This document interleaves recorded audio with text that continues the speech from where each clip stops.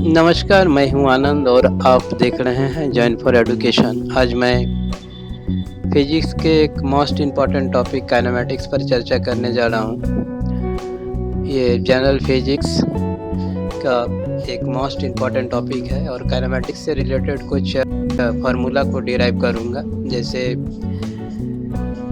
Concept of acceleration, concept of velocity और concept of distance के बारे में चर्चा करूंगा with the help of the graph के सहयोग से। ये क्लास जो है आपका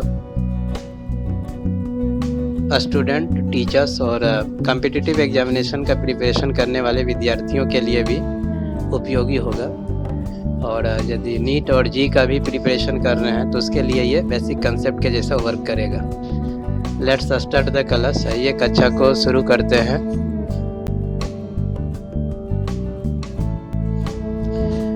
first of all we consider about distance time graph. Distance time graph पर कंसिडर करते हैं। तो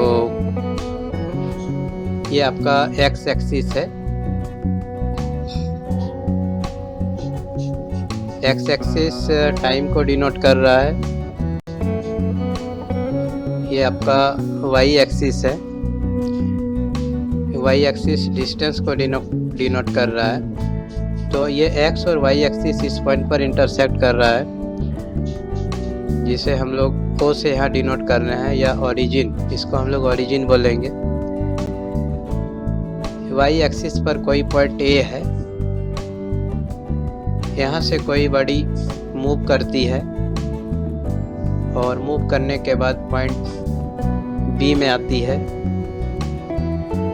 बी से आपका ओ एक्स पर परपेंडिकुलर ड्रॉ कर दिए हैं, जो बी डी है।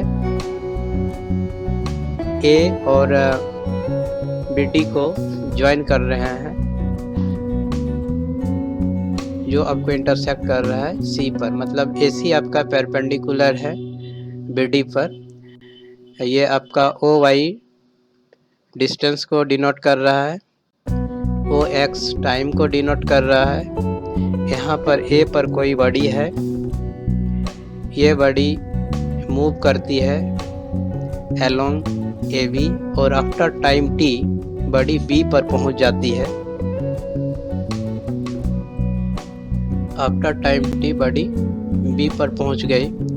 तो ये जो आपका ए बी जो स्लोप है, डिस्टेंस और टाइम का स्लोप कहा जाता है। A B is the distance time slope which clear velocity. तो डिस्टेंस और टाइम के स्लोप को ही हम लोग वेलोसिटी बोलते हैं। तो ये डिस्टेंस और टाइम का जो स्लोप होगा वो आपका हो जाएगा बी सी बाय ए सी। यदि हम लोग इस फिगर पर कंसिडर करें तो ए सी इक्वल टू हो जाएगा आपका ओ डी, और बी सी इक्वल टू हो जाएगा B D minus C D, और सी डी इक्वल टू आपका हो जाएगा ओ ए। आइए इस मैथमेटिकल कैलकुलेशन को देखते हैं। इस मैथमेटिकल कैलकुलेशन में ये क्लियर कर देगा कि डिस्टेंस और टाइम के स्लोप से जो वेलोसिटी आता है उसका वैल्यू क्या होगा।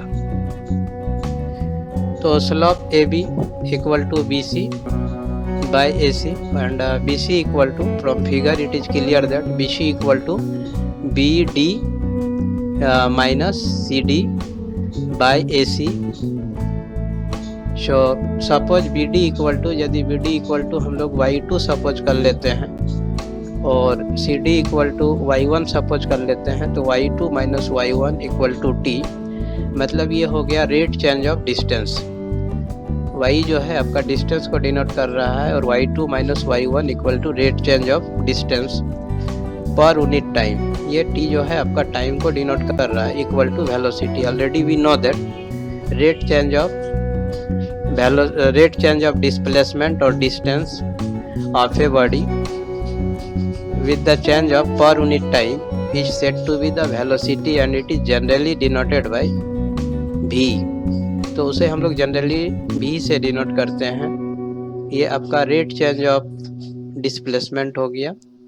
ये पर यूनिट टाइम, मतलब इकाई समय में वस्तु के दूरी में हुए परिवर्तन को हम लोग चाल या फिर अगर यहाँ डिस्प्लेसमेंट ले लेते हैं तो डिस्प्लेस प्रति सेकंड आपका डिस्प्लेसमेंट में हुए परिवर्तन को हम लोग वेलोसिटी बोलते हैं। तो इन केस डिस्टेंस जो है आपका स्केलर क्वांटिटी है और स्केलर क्वांटिटी वाले केस में हमको स्पीड मिलेगा और डिस्प्लेसमेंट वेक्टर क्वांटिटी है, वेक्टर क्वांटिटी वाले केस में हमको वेलोसिटी मिलेगा। तो वेलोसिटी आपका वेक्टर क्वांटिटीज हो जाएगा और स्पीड जो है आपका स्केलर क्वांटिटीज हो जाएगा। तो ये आपका डिस्टेंस और टाइम का ए बी जो स्लोप है वो आपको क्लियर करेगा वेलोसिटी को। यदि कोई बड़ी मूव करती है डिस्टेंस और टाइम वाले ग्राफ में, तो डिस्टेंस और टाइम का जो भी स्लोप होगा, जो यहाँ पर ए बी स्लोप पर कंसिडर किया जा रहा है, ये स्लोप ही आपको जो है वेलोसिटी को बताएगा। Let's develop the colours. अब कक्षा को आगे लेके और हम लोग वेलोसिटी टाइम ग्राफ पर कंसिडर करते हैं। तो ये आपका एक्स एक्सिस है, एक्स एक्सिस टाइम को डिनोट कर रहा है। ये आपका वाई एक्सिस है, वाई एक्सिस जो है आपके वेलोसिटी को डिनोट कर रहा है और एक्स और वाई एक्सिस एक दूसरे को ओ पर इंटरसेक्ट कर रहा है जो ओरिजिन को डिनोट कर रहा है।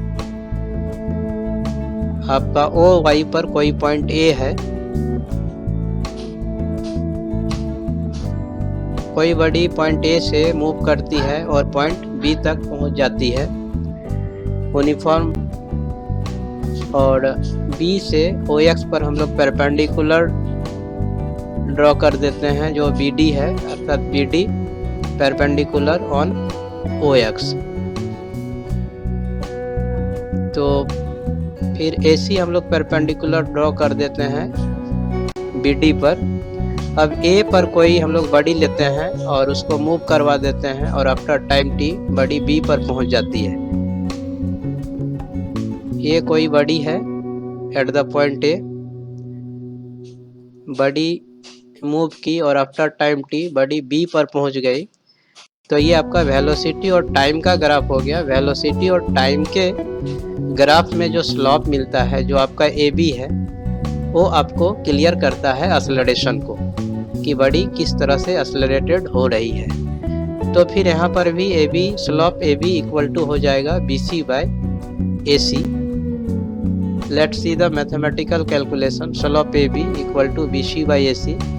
अगर हम बी सी का वैल्यू पुट करते हैं तो B D minus C D by A C, और बी डी जो है आपका वेलोसिटी यहाँ पर भी है और सी डी जो है यहाँ पर वेलोसिटी यू है, बड़ी यू वेलोसिटी से मूव करना शुरू करती है और आफ्टर टाइम टी बड़ी का वेलोसिटी भी हो जाता है। तो ये रेट चेंज ऑफ वेलोसिटी पर यूनिट टाइम, जिसको हम लोग एक्सेलरेशन कहते हैं, and it is generally denoted bye A. So we know that the rate change of velocity of a moving body per unit time is said to be the acceleration, and it is generally denoted by a, and the SI unit of the acceleration is meter per second square। तो इस तरह से हम लोग को जो आपका velocity time graph में वेलोसिटी और टाइम का जो स्लोप ए बी है वो आपको बताता है एक्सेलरेशन की वैल्यू को, अर्थात a equal to v minus u by t. अगर हम इसे थोड़ा सा और कैलकुलेशन कर लेते हैं तो भी इक्वल टू हमको मिल जाता है u plus A T.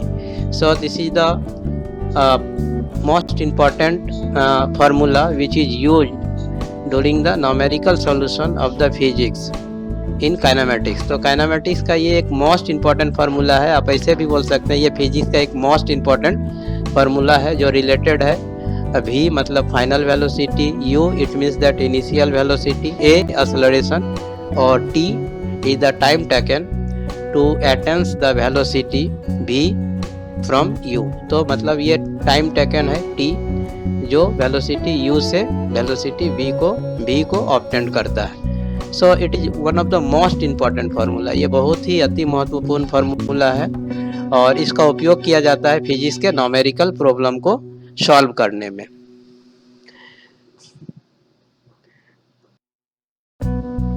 Area described by velocity time graph. Velocity time graph में जो एरिया बनता है, जो एरिया आता है, वो एरिया आपको डिनोट करता है वो बॉडी कितना डिस्टेंस कवर कर ली। तो आइए इसको भी देख लेते हैं।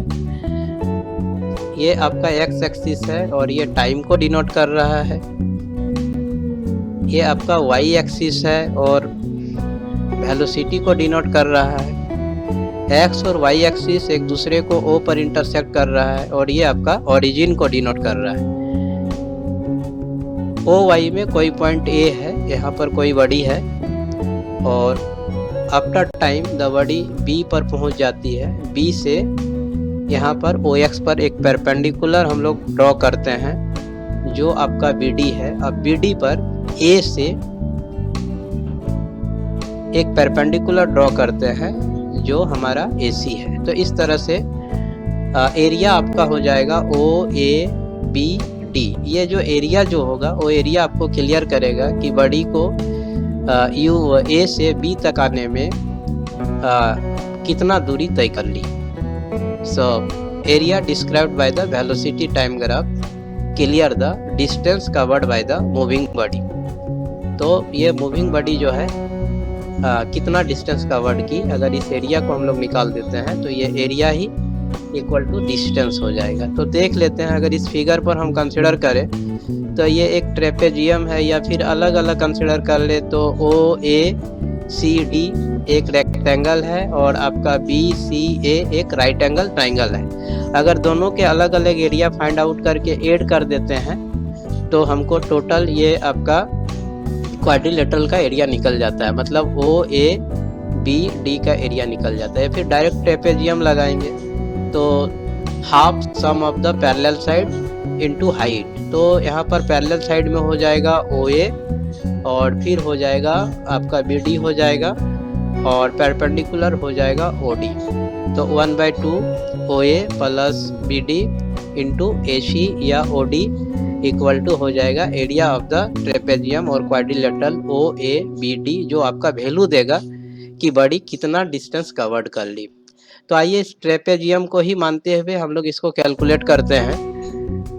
तो यहाँ कोई बॉडी A है, अब बॉडी मूव की और आपका देखिए B तक पहुँच गई टाइम T में। अब इसके मैथमेटिकल कैलकुलेशन पर कंसीडर कर लेते हैं एरिया ऑफ OABD। तो आपका ये एक ट्रेपेजियम है, तो सम ऑफ द पैरेलल साइड आपका OA प्लस हो जाएगा BD/2 इंटू OD, आपका ये आपका परपेंडिकुलर या हाइट हो जाएगा। अब हम लोग OA का वैल्यू पुट करते हैं तो ये OA जो है आपका बॉडी का इनिशियल वेलोसिटी को डिनोट करता है और BD जो है आपका बॉडी के फाइनल वेलोसिटी को डिनोट करता है, या जब बॉडी B पर पहुंच गई उस समय इसका वेलोसिटी क्या था। और OD आपका जो है टाइम को डिनोट करता है, जब बॉडी A से B तक पहुंची तो उसको वहां तक पहुंचने में कितना समय लगा, तो OD टाइम लगा। तो ये OD जो है टाइम को डिनोट करती है।